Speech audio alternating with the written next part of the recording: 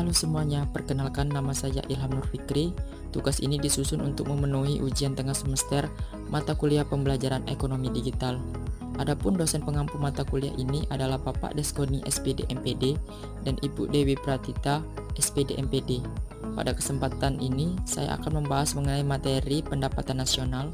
Semoga penjelasan yang disampaikan dapat memberikan pemahaman yang lebih mendalam tentang pentingnya pendapatan nasional dalam perekonomian suatu negara. Halo teman-teman semua, sebelum kita mulai, yuk kita lihat dulu tujuan pembelajaran hari ini.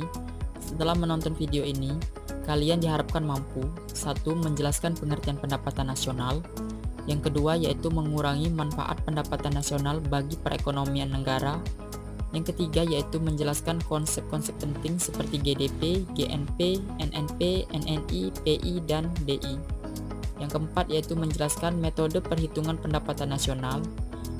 Dan yang kelima yaitu memahami pendapatan per kapita serta pemerataan pendapatan.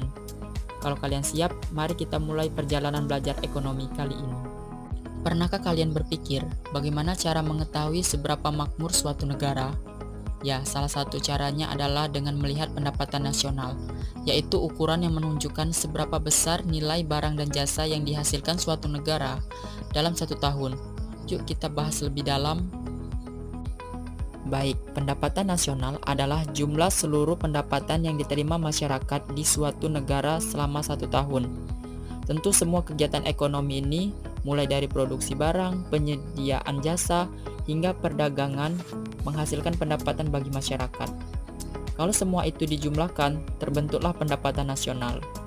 Besarnya pendapatan nasional menunjukkan seberapa besar kemampuan ekonomi suatu negara dalam menghasilkan barang dan jasa. Lalu, kenapa pendapatan nasional penting?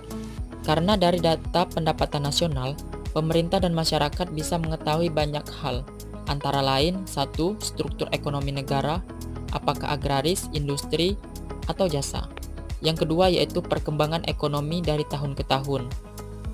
Yang ketiga yaitu perbandingan ekonomi antar negara di dunia. Dan yang keempat, sebagai pedoman untuk membuat kebijakan pembangunan ekonomi. Nah, jadi pendapatan nasional membantu negara menilai kemakmuran dan pertumbuhan ekonominya. Dalam ekonomi, ada beberapa konsep penting dari pendapatan nasional. Yuk kita bahas satu persatu secara singkat. Yang pertama yaitu ada PDB atau GDP, Produk Domestik Bruto, adalah nilai seluruh barang dan jasa yang dihasilkan di dalam negeri. Yang kedua yaitu ada PNB atau GNP, Produk Nasional Bruto, menghitung seluruh produksi warga negara, termasuk yang bekerja di luar negeri.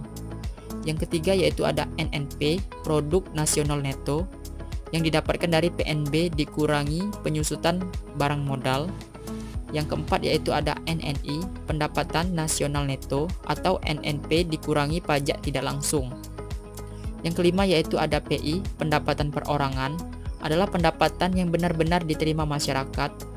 Dan yang terakhir yaitu ada pendapatan bebas atau disposable income, adalah pendapatan yang siap dibelanjakan setelah dikurangi pajak langsung. Nah, tentu konsep-konsep di atas ini membantu kita melihat aliran pendapatan di berbagai sektor ekonomi. Lalu, bagaimana cara menghitung pendapatan nasional?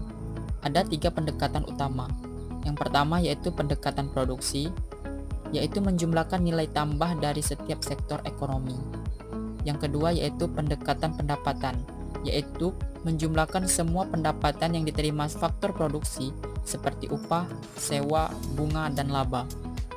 Yang ketiga yaitu pendekatan pengeluaran, yaitu menjumlahkan semua pengeluaran rumah tangga, perusahaan, pemerintah, dan luar negeri dengan rumus Y sama dengan C ditambah I ditambah G ditambah X dikurang M, yang dimana didapatkan dari konsumsi ditambah investasi ditambah pengeluaran pemerintah ditambah ekspor dikurang impor.